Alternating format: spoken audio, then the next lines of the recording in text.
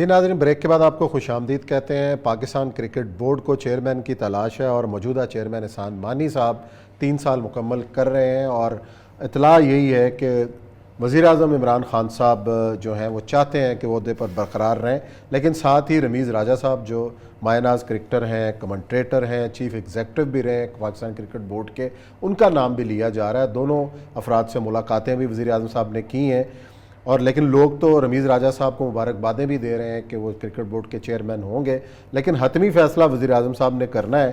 اور یہ صاحب احسان مانی صاحب آئی سی سی کے بھی پریزیڈنٹ رہے ہیں اور عرصے سے چلا بھی رہے ہیں، اور غیر متنازع شخصیت ہیں اور بڑی خوش اسلوبی سے انہوں نے معاملات چلائے بھی ہیں، لیکن رمیز راجہ صاحب کا بھی نام جو ہے توقیر ضیاء صاحب نے ان کو چیف ایگزیکٹو بنایا تھا، تو لیکن بہرحال ان کا ایک بڑا دیکھیں، میں تو بنیادی طور پر اس چیز کا اس لیے میں بالکل آپ کو پتہ ہے گیم سے میرا کوئی تعلق نہیں ہے۔ طالبان کی کرکٹ ٹیم پاکستان آ رہی ہے، آپ کو انہوں نے ایز اے ایکسپرٹ لینا ہے اس میچ میں، افغانستان تو وہی نا طالبان حکومت کی۔ عمران خان صاحب ایک بہت زبردست لیکچر دیا کرتے تھے کہ ہمارے یہاں کرکٹ کیوں نہیں بن پا رہی۔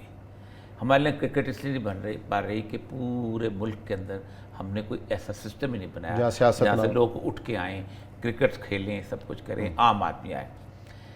مطلب رمیز راجہ کی پوری لائف سٹائل دیکھ لیں دونوں بھائیوں کا، تو وہ جم خانہ اورینٹڈ قسم کا لائف سٹائل ہے، یعنی وہ جو جسے کہتے ہیں پڑھے لکھے کرکٹر ہیں، وسیم راجہ بھی، پھر رمیز راجہ بھی پڑھے لکھے۔ ان کا ان لوگوں کے ساتھ کوئی تعلق نہیں ہے کہ جس کو جو بیچارہ گجرانوالہ سے ایک چھوٹی سی سڑک پہ وکٹیں لگا کے کھیلتے ہیں۔ احسان مانی صاحب کا کہاں سے تعلق؟ جی احسان مانی صاحب کا کون سا تعلق؟ اس کا احسان مانی کا بھی کسی کا بھی کبھی اعظم سیٹھی صاحب نہیں، عمران خان صاحب یہی تو اعتراض کیا کرتے تھے کہ پاکستان کا کرکٹ بورڈ جو ہے یہ اس سٹائل کا ہے، قائد اعظم ٹائپ جو ہے نا، قائد اعظم کا کہتے ہیں گیم کھیلتے ہیں تو کہتے ہیں یہ نہیں چھوڑو، ایک خاص قائد تھا گلی ڈنڈا بھی آتا میں کرکٹ لے آتا ہوں وہ کھیلا کرو، لیکن وہ ایک خاص قسم جیسے وہ بلیٹ کھیلا کرتے تھے وہ، یا پھر گورے کا جو ایک ٹریڈیشن چلی آ رہی تھی کرکٹ کی وہ، تو عام آدمی، لیکن اس کے باوجود بھی عام گلیوں سے لوگ نکلے آئے، ان کی اپنی سیاست ہے، ان کی کوئی کنٹریبیوشن نہیں تھی۔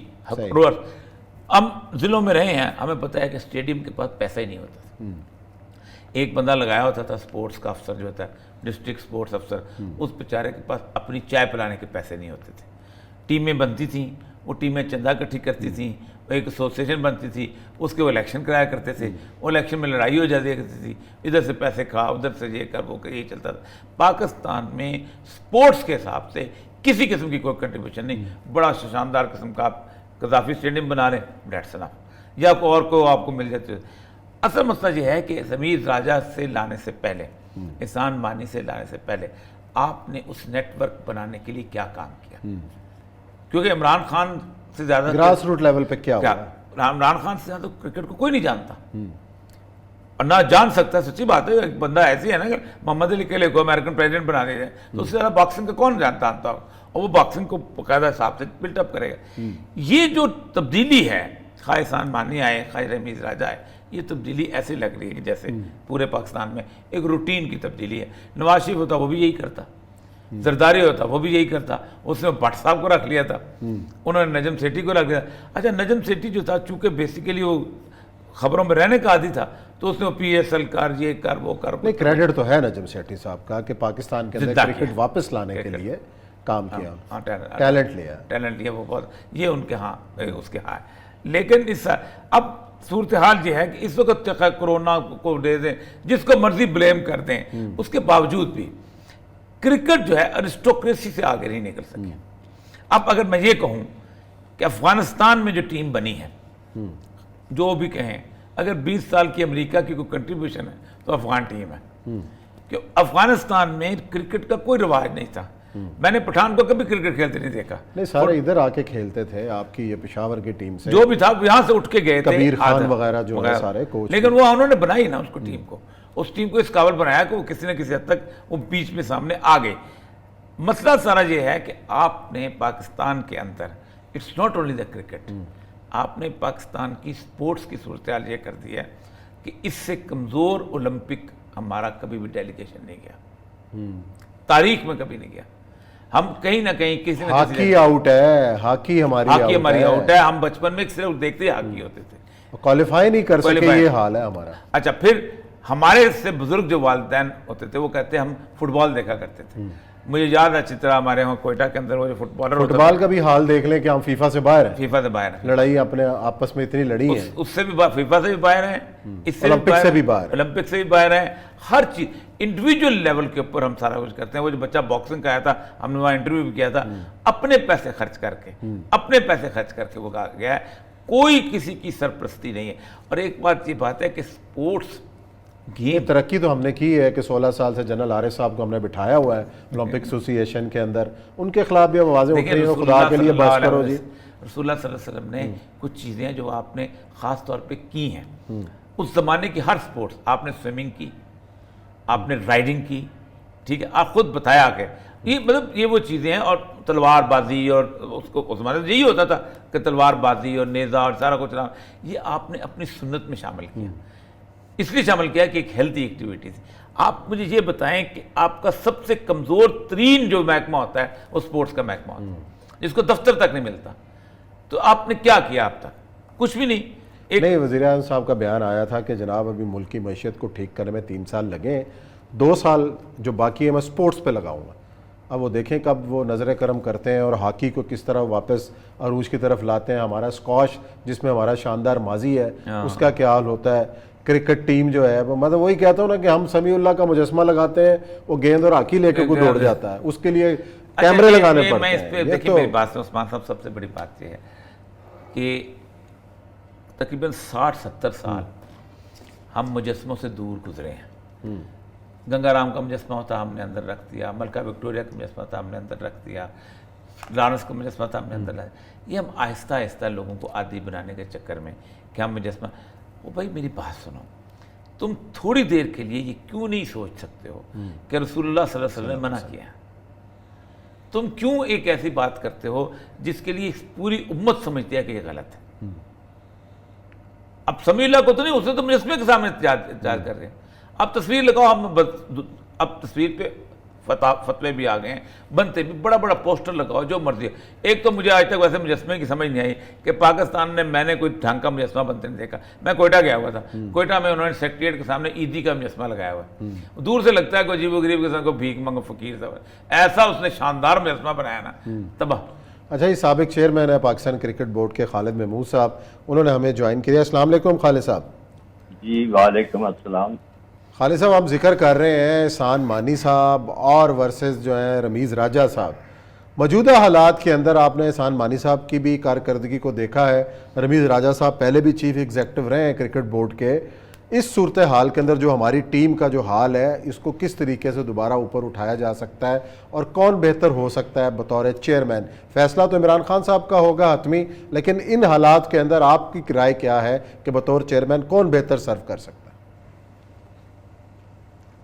دیکھیے, ان دونوں میں سے اگر آپ رائے مانگتے ہیں تو میرے خیال میں یہ دونوں ہی اس وقت پاکستان کرکٹ ٹیم کو اس بلندی تک نہیں لے جا سکتے جس کی ضرورت ہے. اس کی وجہ بڑی صاف ہے, آپ نے خود ہی اشارہ کر دیا کہ رمیز راجہ جو ہیں وہ پہلے بھی چیف ایگزیکٹو رہ چکے ہیں پاکستان کرکٹ بورڈ کے, اور یہ 99 سے لے کر 2003 کا وہ 4 سالہ عرصہ تھا.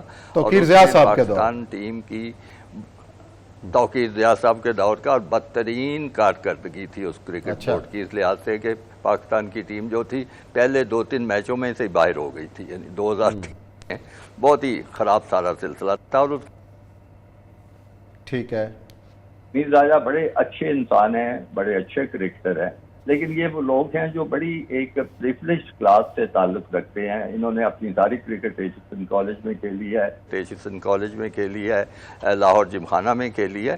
تو ان کو اندازہ ہی نہیں ہے کہ پاکستان کے جو اصلی کھیلنے والے لوگ ہیں گلیوں میں, محلوں میں, گاؤں میں اور غریب کلبوں میں ان کے مسائل کیا ہیں. ان بیچاروں کو تو کھیلنے کا بیٹ نہیں ملتا، سامان نہیں ملتا، ان کو کھیلنے کی سہولتیں نہیں ملتی، ان کو گراؤنڈ نہیں ملتے، تو ان کی جب تک ان پہ توجہ نہ دی جائے، پوچھ رہے ہیں کہ کون یہ چیز کر سکتا ہے، جب تک ان لوگوں پہ توجہ نہیں دی جائے گی، یہ پاکستان کرکٹ کی نرسری ہے، یہ بنیادیں ہیں، جب ان کو مدد فراہم نہیں کی جائے گی تو پاکستان کرکٹ بہتر ہو ہی نہیں سکتی، اور جو لوگ ان کے مسائل سے آگاہ نہیں ہیں وہ ان کی پھر کوئی مدد بھی نہیں کر سکتے۔ اچھا، موجودہ لاٹ کے اندر آپ کو اگر یہ دونوں فرد اگر مس فٹ ہیں تو آپ کے خیال میں ایسا کون سا شخص ہو سکتا ہے پاکستان کے موجودہ سیٹ اپ میں کہ جو پاکستان کی کرکٹ کے اس اہم عہدے کے لیے موزوں ہوں؟ ہم تو سمجھتے ہیں آپ ہو سکتے ہیں۔ ہاں جی وہ تو آپ میرے بارے میں اور یہ سب اچھے جذبات رکھتے ہیں، بالکل رکھتا، ہم سمجھتے ہیں، کر رہے ہیں۔ آپ کا جو ورلڈ کپ تھا بہت زبردست تھا۔ ہاں جی، ہاں جی جی، میرے والی وہ کارکردگی تھی، وہ ٹیم فائنل میں ہار گئی تھی، لیکن اس کے بعد کبھی فائنل کے قریب بھی نہیں پٹکی۔ بات یہ ہے عوریہ صاحب، ایک میں بنیادی اصول بیان کرنا چاہتا ہوں کہ اچھا کرکٹر ہونا ایک بات ہے اور اچھا کرکٹ ایڈمنسٹریٹر ہونا اور بات ہے۔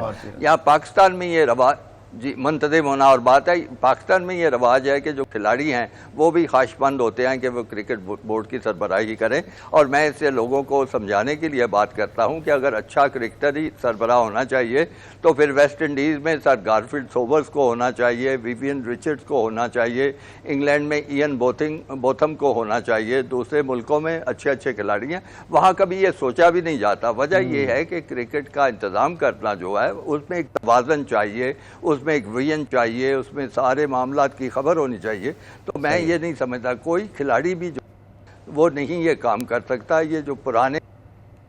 اچھا جی، تجویز کیا ہے خالد صاحب، آپ بتائیے گا کون ایسا موزوں شخص ہے جس کو تلاش کیا جائے، کہاں سے لایا جائے؟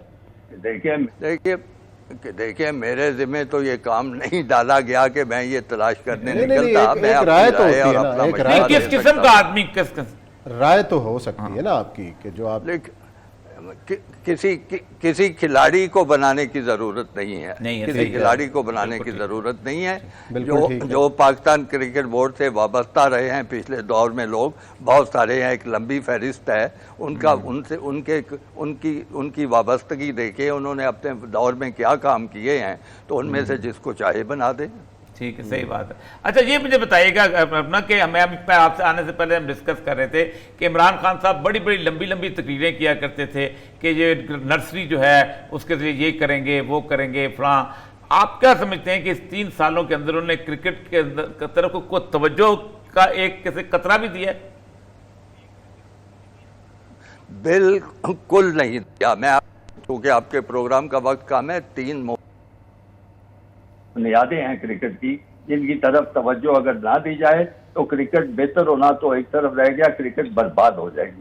پہلی بنیاد ہے کلب کرکٹ، اس کو آپ کو ٹھیک کرنا پڑے گا۔ اس وقت صورتحال یہ ہے کہ لاہور میں اچھی کلبیں ختم ہوتی جا رہی ہیں، ان کے پاس کھیلنے کے وسائل کوئی نہیں ہے، ان کے پاس کھیلنے کے لیے گراؤنڈیں کوئی نہیں ہے، ان کے پاس کوئی، اب کھلاڑیوں کی دلچسپی ختم ہوتی جا رہی ہے۔ دوسری بات یہ ہے کہ آپ نے سنا ہوگا، دوسرا یہ ہے انڈر 19 کرکٹ، وہ بہت اہم کرکٹ ہے۔ آپ کوئی ایک زمانہ تھا جب ہم لوگ کرکٹ سے وابستہ تھے، دوسرے انڈر 19 اور تیسرا آپ بتا دیجئے گا کہ ٹائم ہمارا بڑا شارٹ ہے، تیسرا کون سا ڈپارٹمنٹ ہے؟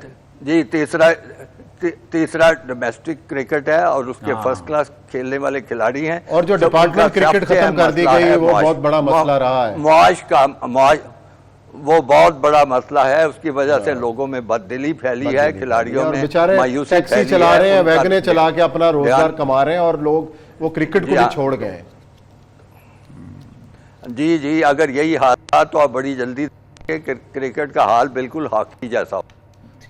چلیں جی، بہت شکریہ خالد موسیٰ، بڑی تفصیل سے آپ بتا رہے تھے، اور اسی نوٹ کے اوپر پروگرام ختم کرتے ہیں، کل پھر ملاقات کریں گے انشاءاللہ۔ اپنا خیال رکھیے گا، اللہ حافظ۔